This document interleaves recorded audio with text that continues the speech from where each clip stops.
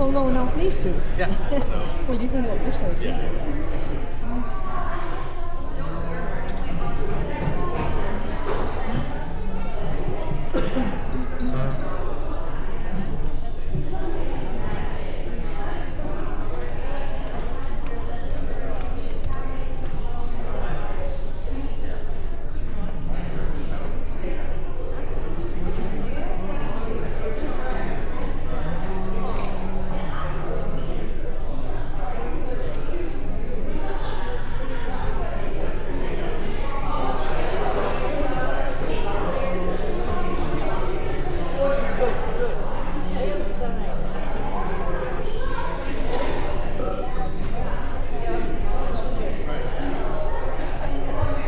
Good morning, Matt. How are you today? Good. Good to be back here. Okay, welcome back. Thank you. Great to have you here.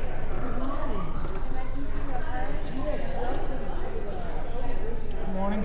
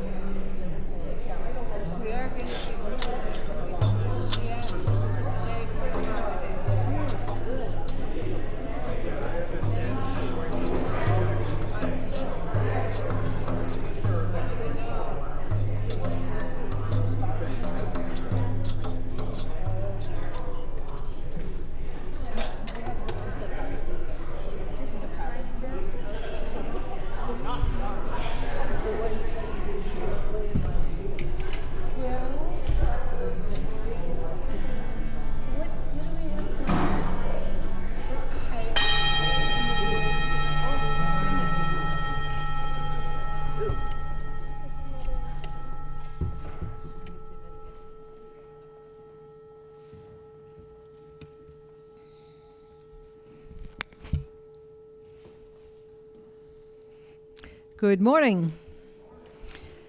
My name is Denise Haskins, and I'm your lay leader for the day, which I hardly ever get to do. I warmly welcome you to First Parish Unitarian Universalist Church in Bridgewater.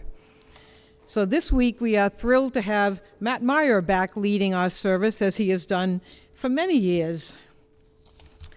So Matt is a lifelong Unitarian Universalist with a long background as a musician and worship leader for UU congregations. He lives in Boston, but travels as an itinerant worship leader, bringing the good news of Unitarian Universalism to hundreds of congregations all over the country. He serves as a director of operations for Sanctuary Boston, a contemporary UU worship community that centers music and ritual. Sanctuary Boston's worship band just released an album of original UU music that is available at his table in the Upper Parish Hall after worship.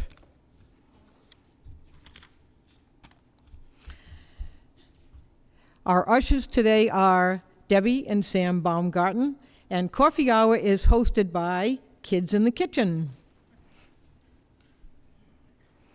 So before we begin our worship, we have some announcements. So, are you looking for a fun, friendly group of people to have Thanksgiving dinner with? Well, join the fun right here at First Parish. Bring a dish or two, and like magic, a feast will appear. Susan Irish is in charge of keeping track of who is bringing what, so see her or me at coffee hour and tell her what you will bring. Hadley, raise your hand, Hadley, is doing a fun run again for school if anyone wants to sponsor her. Talk to her after church. And November 25th, on a Tuesday night at 6:30 right here, we are having an interfaith Thanksgiving service. It's, I think, the first time we have hosted it. At least it's the first time within my tenure, which has been 15 years, that we have hosted this. And there has been a lot of interest from the other churches. Several churches are sending people to join our choir in singing. And Betty is looking for people to contribute goodies for the little collation that we'll have after the service. We are expecting a pretty sizable crowd, so tell Betty what you want to bring.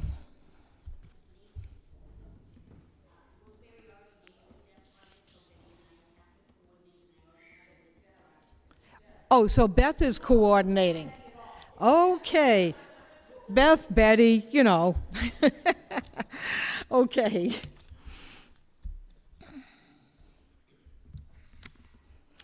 First Parish is a welcoming congregation. Love is the power that holds us together. We live our faith values by welcoming all people with love and open hearts.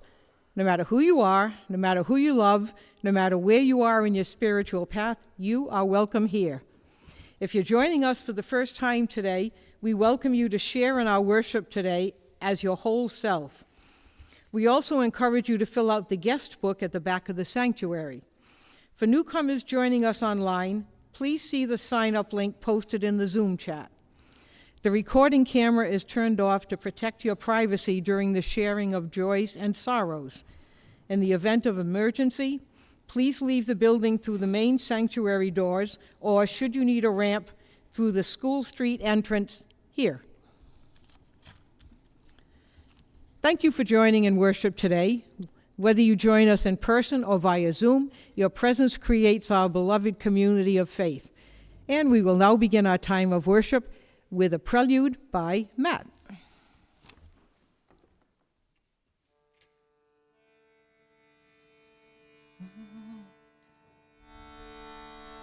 Sing through my voice, play through my hands, let the way be open.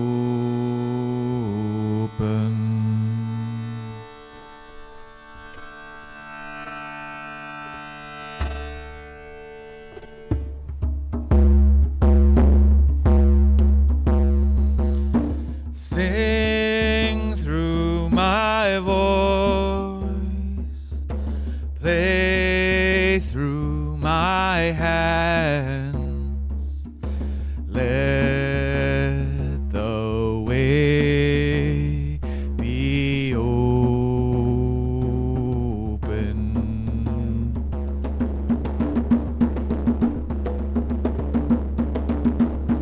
Sing through my voice, play through my hands, let the way be open.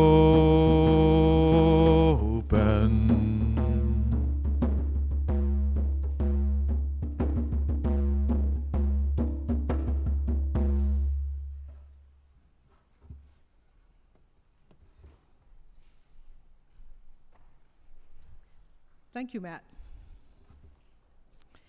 Would you please rise in body, or as you are able, for our chalice lighting?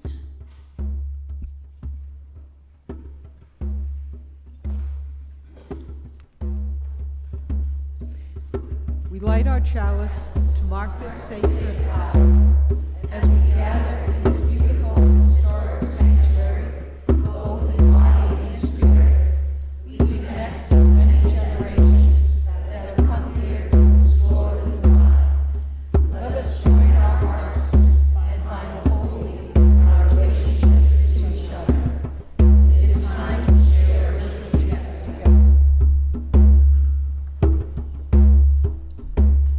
Remain standing, please, and let's recite our affirmation.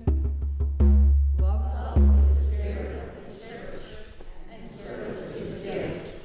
This is our great covenant, to dwell together in peace, to seek the truth in love, and to help one another.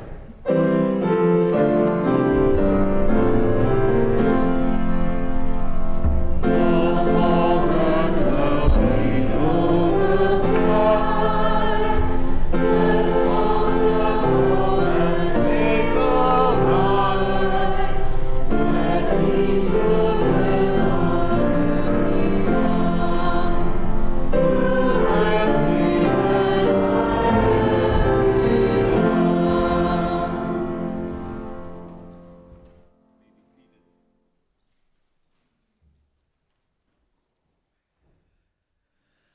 opening words this morning come to us from Enfleshed Liturgies.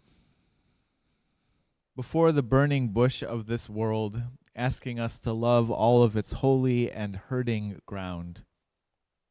Come with whatever seed of faith you can muster, and listen. Listen for the voice of God thundering softly in your depths. Listen with your hunger and your hurt, your heart and all its wisdom cultivated over time in the company of others. These are the soils from which God calls us to blossom and to bloom, to bear fruit that nourishes and grow our future with care. This tending requires courage, but it is not a sacrifice. Just let yourself unfold in the direction of shared flourishing.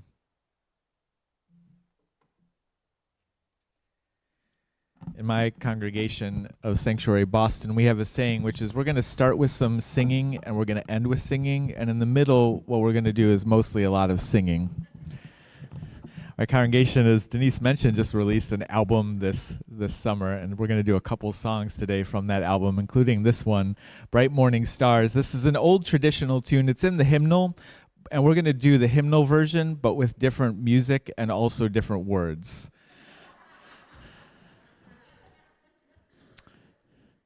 Once upon a time in our Unitarian Universalist tradition, there was a great controversy. You know, we are descended from the Puritans on our Unitarian side. And once upon a time, there was a controversy that just stormed through our communities, dividing families against each other. It had people excommunicated and storming out of the pews.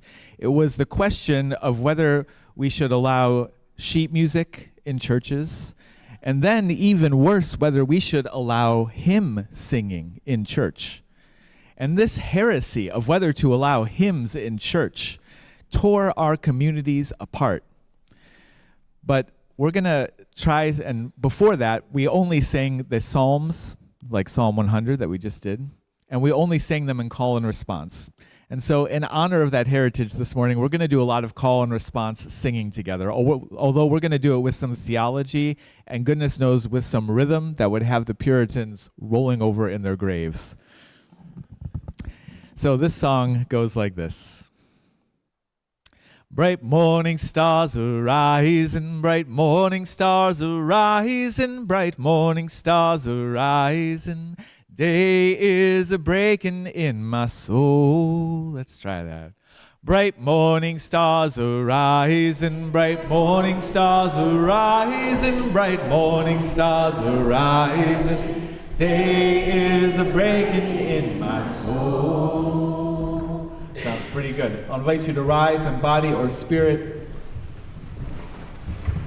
and we'll take it from the top. Sing it like you mean it this time. Here we go. Bright morning stars arise, and bright morning stars arise, and bright morning stars arise, and day is a breaking in my soul. Rise up from morning slumber, rise up from morning slumber, rise up from morning slumber, rise up from morning slumber. Day is a breaking in my soul. Rise up and hear your calling. Rise up and hear your calling. Rise up and hear your calling. Rise up and hear your calling. Day is a breaking in my soul. Bright morning star. Bright morning stars arise, and bright morning stars arise, and bright morning stars arise, and day is a breaking in my soul. Oh, lift your voice to heaven. Oh, lift your voice to heaven. Oh, lift your voice to heaven. Oh, lift your voice to heaven.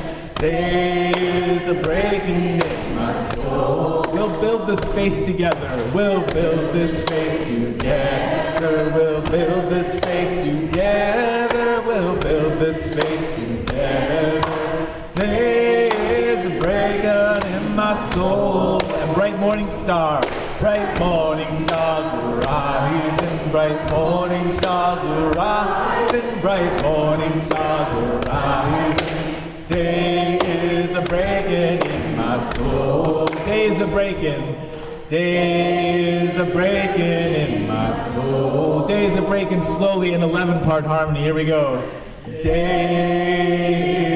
are breaking in my soul.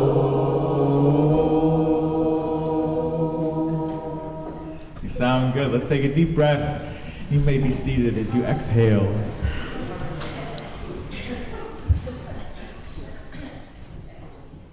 The Puritans would be proud. Well, today's service is about how we can make a difference in this world. What are the things we see around us that we should be questioning? And what are the things that we should have faith in as people of faith gathered in covenant together? And so I have a story just about that, about how we can take whatever tools we have to make a difference.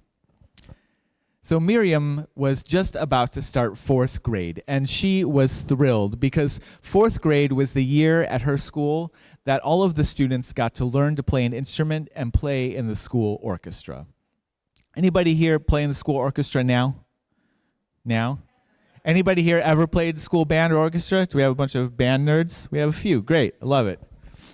So you know the thrill, and Miriam was so excited for the first day. On the first day of school, she showed up extra early, and she walked into the band room, and she looked around at all of the instruments, wondering which one she would get to play.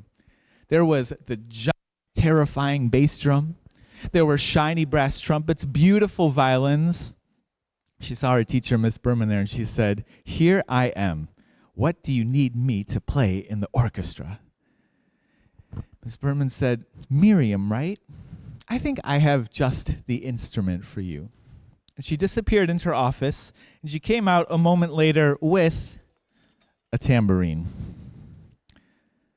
"A tambourine," Miriam said. "Well, but is that even an instrument?" "Of course," said Miss Berman. "Every great orchestra needs a great tambourine player, and you are our tambourine player." Well, Miriam took the tambourine, but for the whole rehearsal, all day long, she ended up having to play the same rhythm over and over and over. It went like this. It went dot, dot, dot, dot, dot, dot. Can you all try that? And when she came back to school the next day, it was the same rhythm for the whole rehearsal all day long. It went... And when she came back the whole rest of the week, Wednesday, Thursday, Friday, the whole rest of the week, it was that same rhythm over and over again. And you might guess Miriam was not any more excited about the tambourine at the end of the week than she had been at the beginning. So when she went to her UU church that Sunday with her family, she was feeling pretty down about it. She sat down in her Sunday school class, and her teacher, Mahesh, noticed that she was looking sad.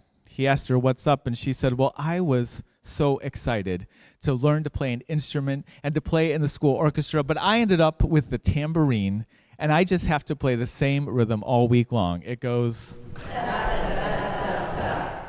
"The tambourine," Mahesh said. He said, "Did you know that where my family comes from in India, we call it a kanjira?" Can you say kanjira? He said people spend their whole lives learning to master the kanjira. It's a very complex instrument.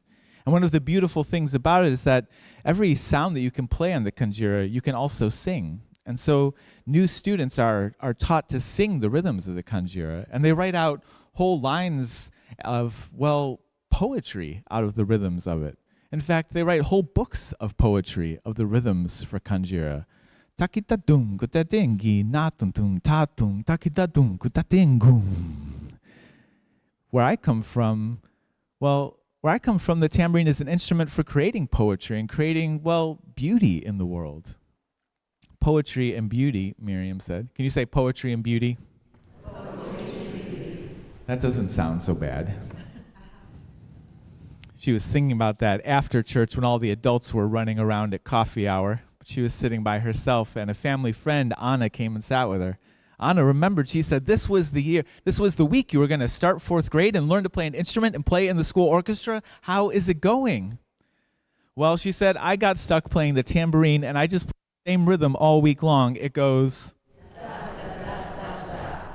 The tambourine, Anna said. She said, did you know that where my family comes from in Brazil, we call the tambourine a pandeiro? Can you say pandeiro? The pandeiro is an old instrument. People have been playing it in Brazil for hundreds of years. And in fact, there was a time when it was even used to secretly practice arts, martial arts. When my ancestors were held as enslaved people, they would play the pandeiro to gather their community, to take care of each other, and they would use the music to secretly practice martial arts that looked like so that they could protect each other and keep each other safe.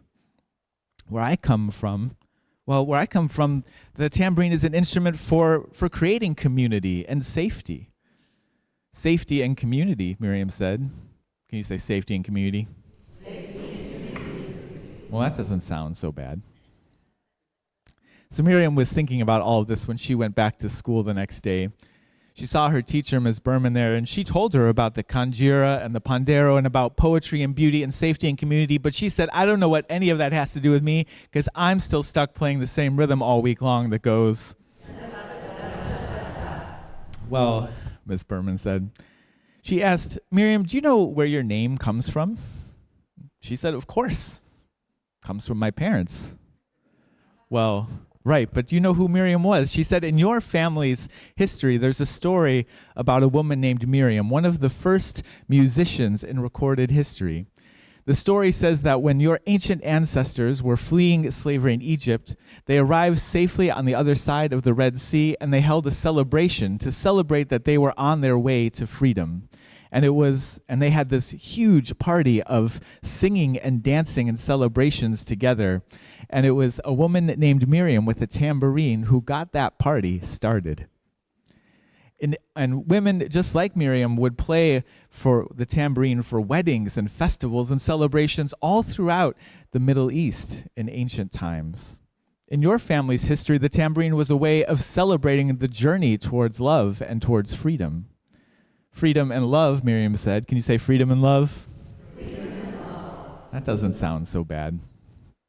So Miriam eventually did try out some of the other instruments. She took some lessons on violin, and she played trumpet for a while, and she tried out the bass drum, but she always remembered the story of the tambourine, how all throughout history and all around the world, people had done this most basic, the simplest of all the instruments, and they had found ways to use it, to take it in their hands and use it to create poetry and beauty, to foster safety and community, and to celebrate the journey we're all trying to make towards love and freedom.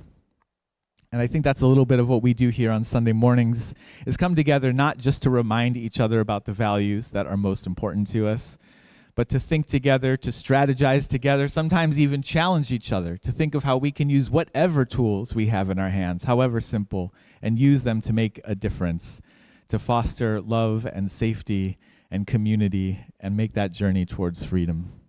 May it be so, and may we make it so. And with that, we're going to look at a song to sing our children out this morning.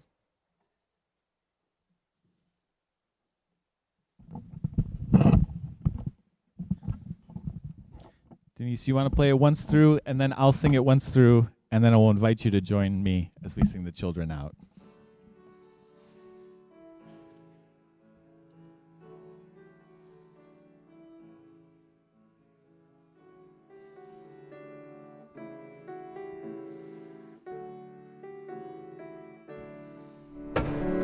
As you leave this place,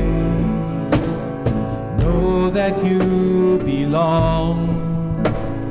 Know that you are not alone. Know that you are loved. Let's all try that.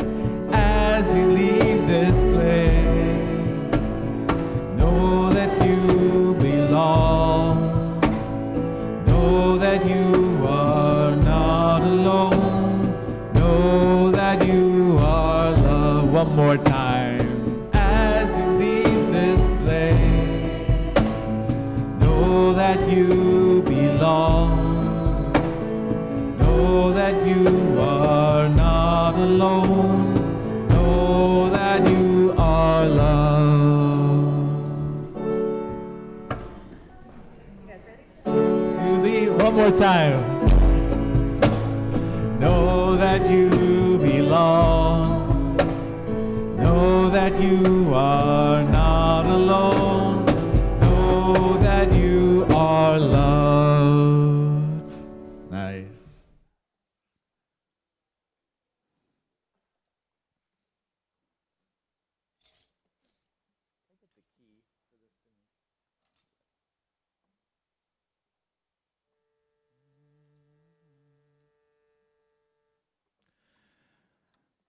We were all born.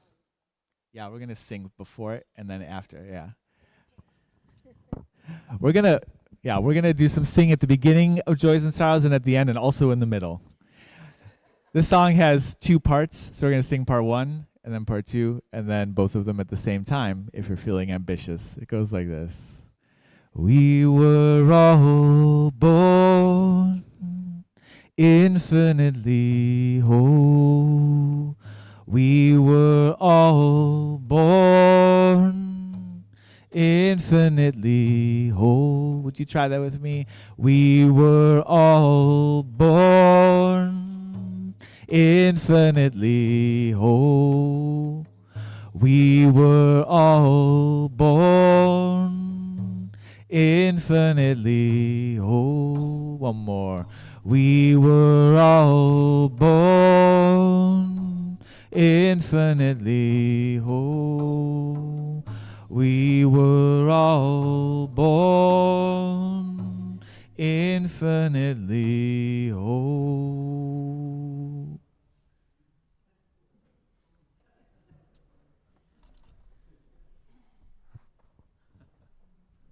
Lots of singing.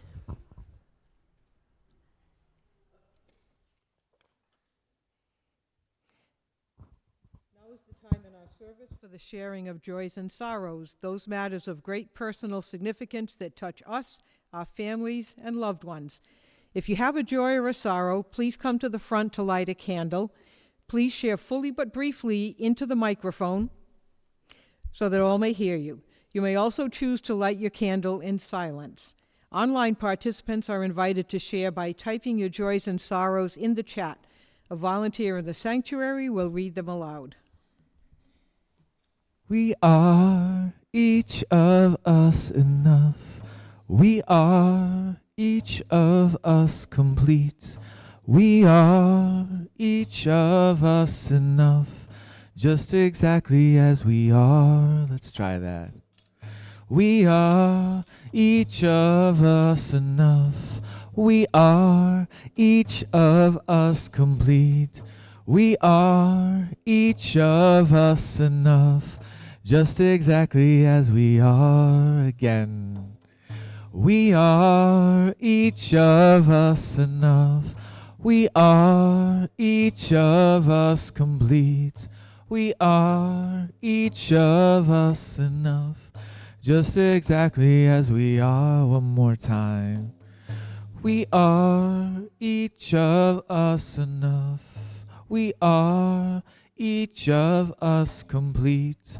We are each of us enough, just exactly as we are.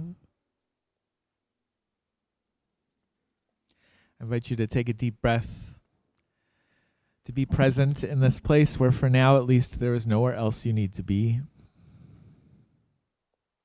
To be present in this moment where for now at least there is nothing else you need to do. Breathe deep and be present in your body. I invite you to join me in a spirit of prayer.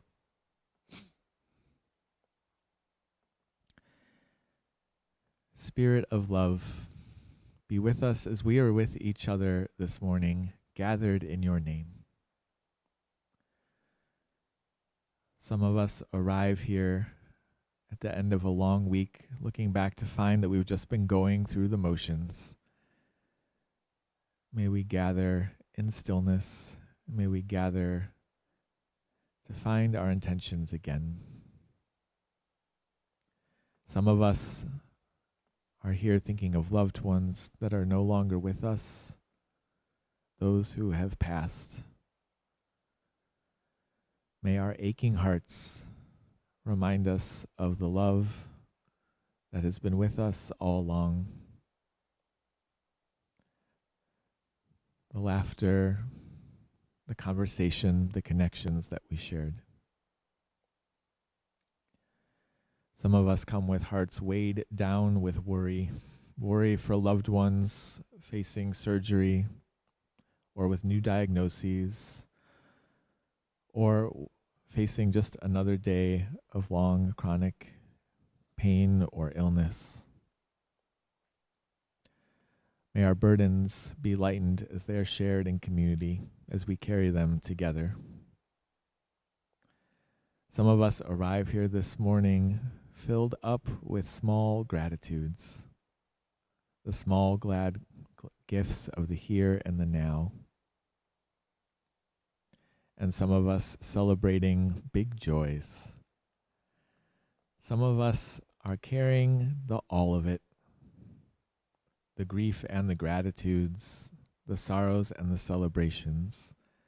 Love be with us as we are with each other in the all of it, bringing our whole complicated selves, bringing our holy but fragile bodies, bringing our broken but beautiful, loving hearts, bringing our minds too busy but thoughtful. Love be with us in the all of it as we are with each other. May it be so. Amen. Let's try putting the songs together. We were all born infinitely whole. We were all born infinitely whole. We were all born infinitely whole. Next part goes like this. We are each of us enough. We are each of us complete. We are each of us enough, just exactly as we are. Keep going. We are each of us enough. We are each of us complete. We are each of us enough, just exactly as we are. We were all born infinitely whole. We were all born infinitely whole. We are each of us enough.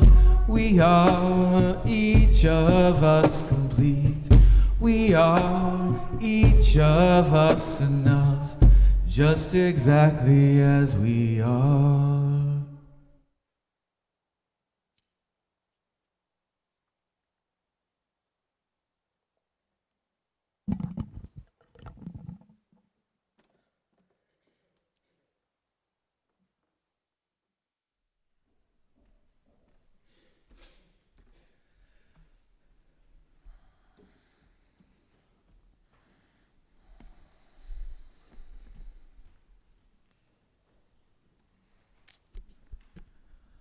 Well, one time at band camp, I guess it was drum camp to be specific, I was in high school, and I stumbled into a conversation one evening that some fellow students were having with one of our camp counselors who was sharing about his Christian faith. He told us about a theological question called Pascal's wager. Now, the important thing to know about Pascal is that he was a theologian who had the idea of this wager. That's about it. His wager was that God is either real or not, and you either believe in him or not. And so the smart thing to do here is to believe in God, because you avoid the risk of hell if he is real. And if God is not real, well, no one's going to hell or heaven anyway, so nothing gained, nothing lost. Essentially, by believing, you have a chance at avoiding hell, And by not believing, you are rolling the dice on a zillion years of suffering. Now, at the time, I was an atheist, or at least I didn't believe in this kind of God. But this question still stuck with me, and I secretly struggled with it for years. It didn't quite convince me to change my mind about God, but I still wrestled with it because the logic just seemed so sound. I didn't want to admit to others, I didn't even want to admit to myself that belief in God did seem like the more rational choice. It was over a decade later when I finally admitted my doubt out loud. I was in the kitchen one evening doing dishes with a housemate, discussing theology like you do, and I admitted for the first time my doubt in atheism. And being able to name that doubt out loud opened up a conversation that helped me talk through my complicated feelings about this wager. And it was in that conversation that I realized you could place the same wager on any religion or on any idea of God. The choice was never only whether to believe in a specific kind of Christian God or not. It was never a binary, like most things aren't. The choice could be between any of 1,000 versions of God in 1,000 different belief systems. And in that case, the most strategic choice, the rational choice, in fact, would be to believe in whichever God threatens you with the worst violence for not believing in them, right? If every God says to you, believe in me or else, the one to pick is the one whose else terrifies you the most. Friends, this is no way to be religious, and it is no way to run a life. Any God who would treat heaven as a bribe for the faithful few is no God of love, and is no God worthy of our praise. Our spiritual ancestors founded the Universalist tradition about 200 years ago, proclaiming this exact heresy. I will always remember, though, the moment in my 4th grade religion class, where I went to a Lutheran school, when my teacher told us that the Bible made it clear only 144,000 people were going to get into heaven. That's not 144,000 at a time. That was total for all of history. And at the time, as a 4th grader, even then, I didn't totally understand what a small percentage that was of humanity, but I knew my chances were not good. And I responded by wanting more than anything to be good enough to make the cut. But now I look back and I don't think I would want to be part of a club that was so exclusive to so many. We know that unjust authorities all over the world maintain their power by offering privileges to pay off the loyalty of a few at the cost of the many.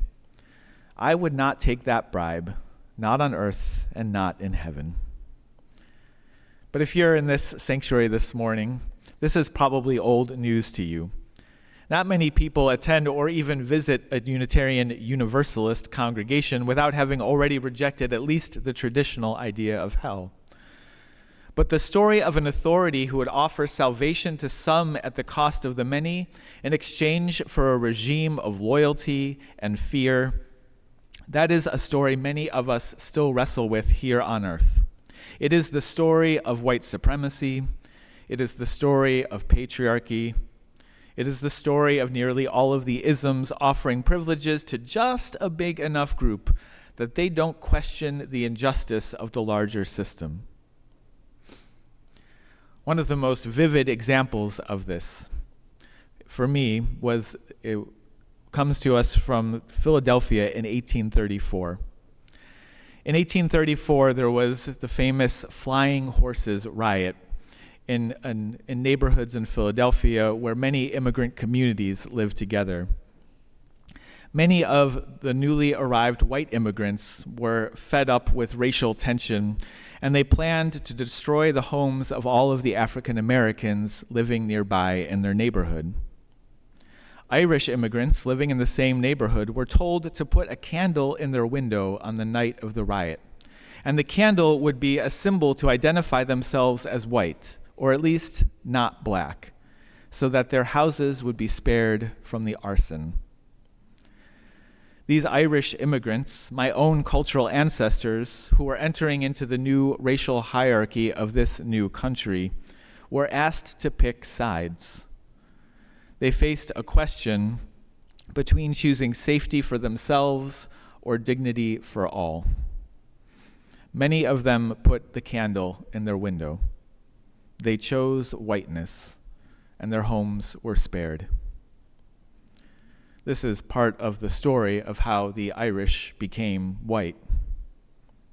Systems of injustice continue to offer the bribes of privilege to many of us, offering us that candle to put in our window. Us white folks, us able-bodied folks, us men and cis folks, us documented folks or citizens, perhaps most egregiously, those of us who inherit money from a previous generation of even greater wealth inequality.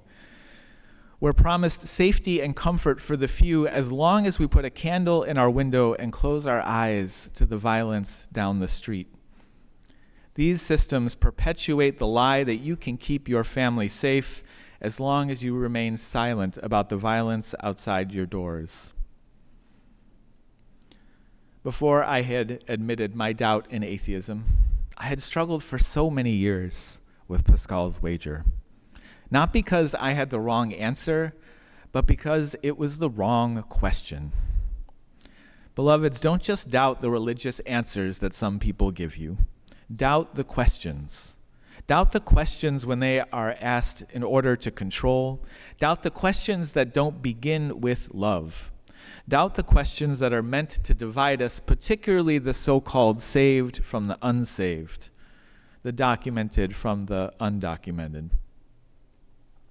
Now, you all are familiar with most of the major religious traditions from around the world, but I want to tell you about a religious tradition that is as old as any of them and as global as all of them. I want to tell you about the ancient religious tradition of holy doubt.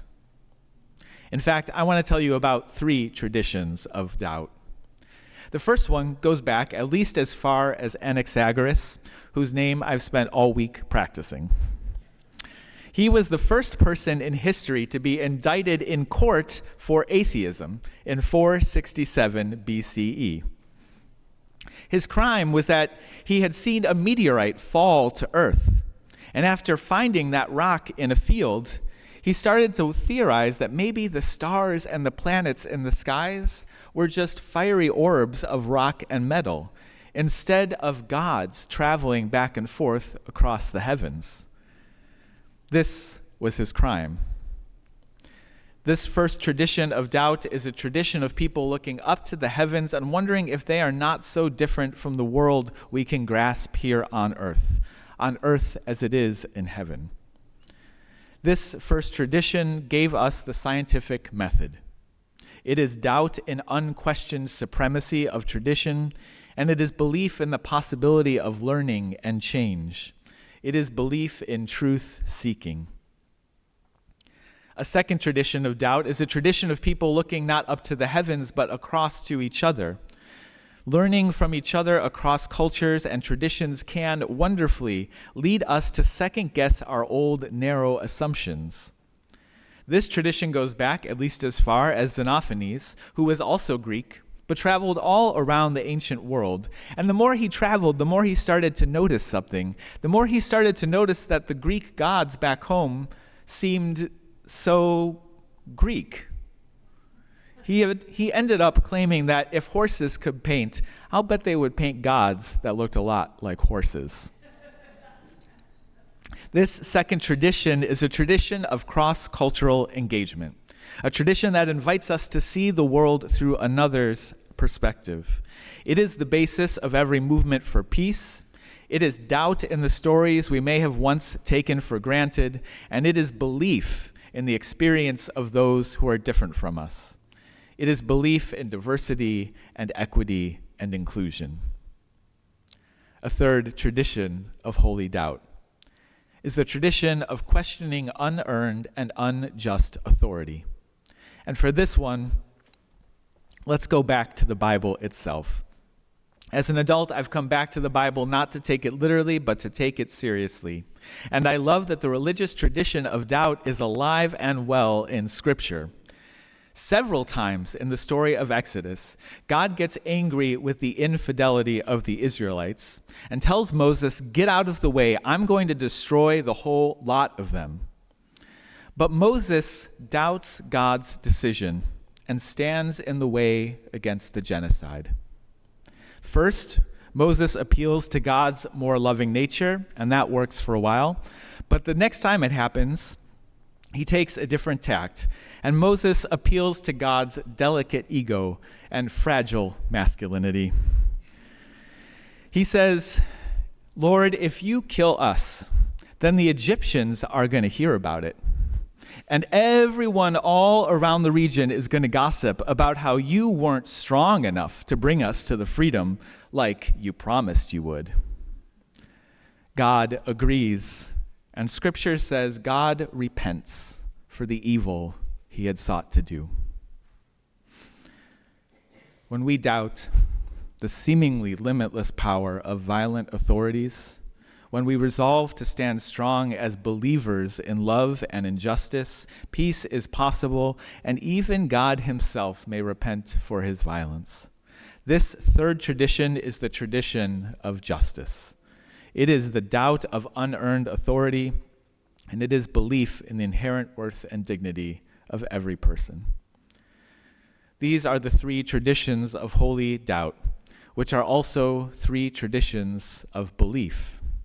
Three traditions of conviction: belief in the possibility of learning and change, a celebration of truth; belief in the experience of those who are different from us as a celebration of thriving, beloved community; and belief in the inherent worth and dignity of every person, a celebration of justice and equity.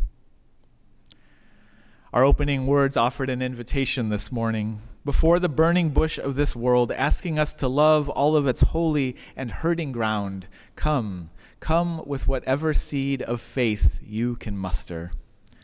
Let yourself unfold in the direction of shared flourishing. Whatever your understanding of God or the divine, we Unitarian Universalists have inherited these religious traditions of doubt and these three traditions of faith, these traditions of courage and traditions of shared flourishing. And so, beloveds, I invite you to join me in the tradition of those faithful to justice, to peace, and to truth. May it be so, and may we make it so.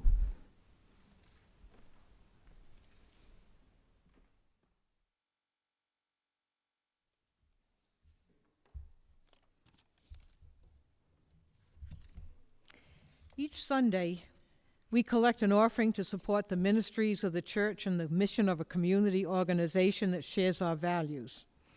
This month's contributions to our collection plate are being shared with Guest at Your Table. Each November, First Parish participates in the Guest at Your Table program of the Unitarian Universalist Service Committee. Guest at Your Table is UUSC's annual intergenerational program to raise support for and awareness about key human rights issues. Donations to Guest at Your Table help advance community-led human rights initiatives around the world. To donate directly, write a check to First Parish with GAYT in the memo line. Today's offering will now be taken and graciously received.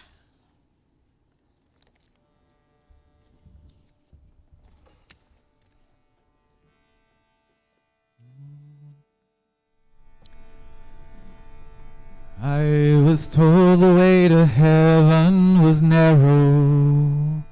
I was told only a few got in. I was told to be good, better than the rest. I was told it was hard to win. I was told that God, he loved everyone, but he punished more than he blessed. I was told his compassion was the reason He loves some more than the rest. I wanted so much to be good. I wanted to be better than the rest. And I tried to walk a path so narrow. I tried to win his love and pass his test. But now I've known bullies and abusers, and I know that they're not always mean. And I know that the love they offer to a few is how our loyalty they win. We're not saved till everybody's saved. We're not free till everyone is free. Riches for some while the rest are in need. That's no reward for me. We're not saved till everybody's saved. We're not free till everyone is free. Riches for some while the rest are in need. That's no reward for me.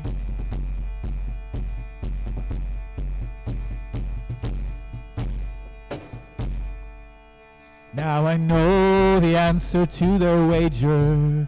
Would I vow myself in loyalty to the God of the few, to the tyrants of fear? Well, that's no question for me. Don't just doubt their rules and regulations. Be sure to doubt their questions as well.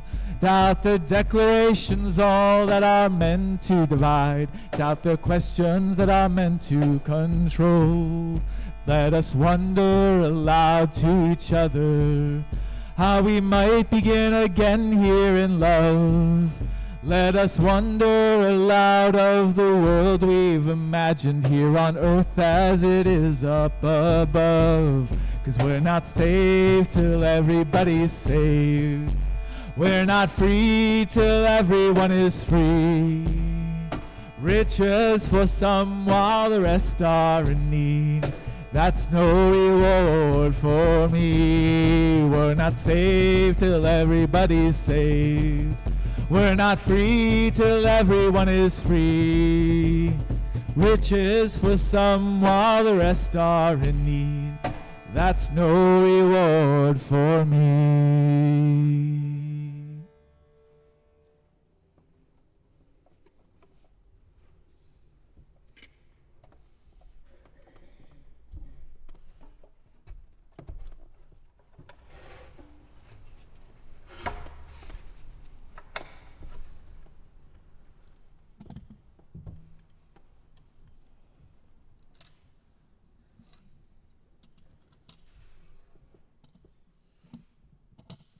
Our closing song is Olam Chesed Yibaneh. Will you repeat after me? Olam Chesed Yibaneh. This means the world will be built with loving kindness. And I love that the passage doesn't quite specify whose job it is to do that building. So we might imagine the responsibility is ours. I invite you to rise in body or spirit. It goes like this. Olam Chesed Yibaneh, Yadadai, Yadai, Yadadai. Olam Chesed Yibaneh, Yadadai, Yadai, Yadadai. Let's try that whole part. Olam Chesed Yibaneh, Yadadai, Yadadai. Again. Olam Chesed Yibaneh, Yadadai,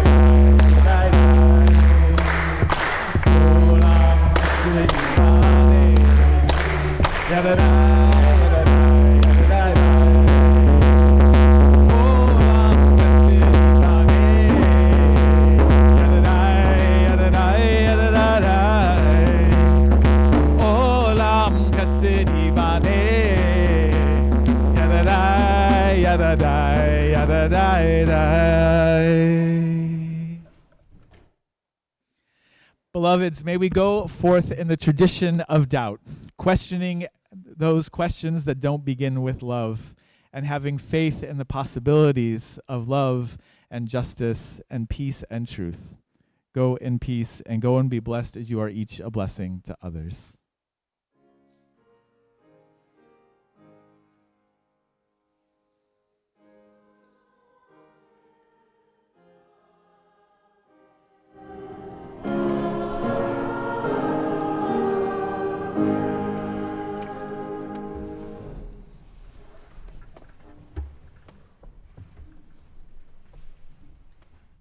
Carrie?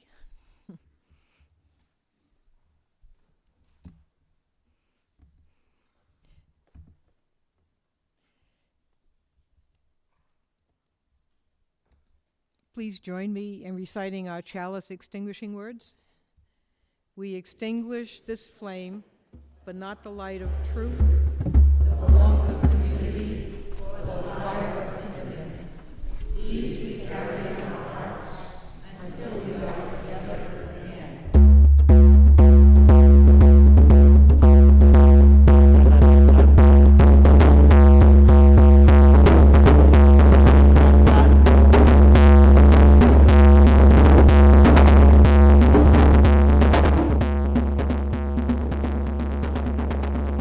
Da da da da da da. Da da da da da da.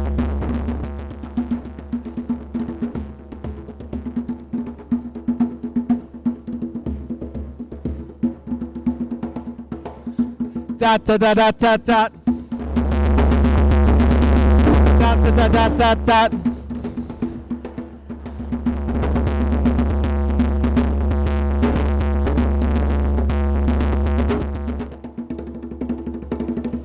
Da da da da da da.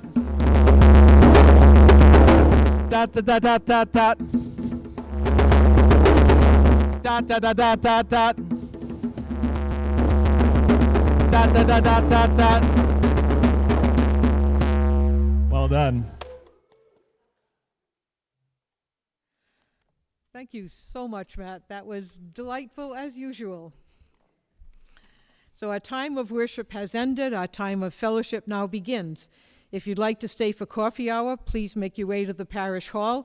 Tell me what you're going to bring for Thanksgiving dinner, and ushers will assist you in using the elevator as needed. Next week, come back for Reverend Rosemary, who will talk about finding our ancestors.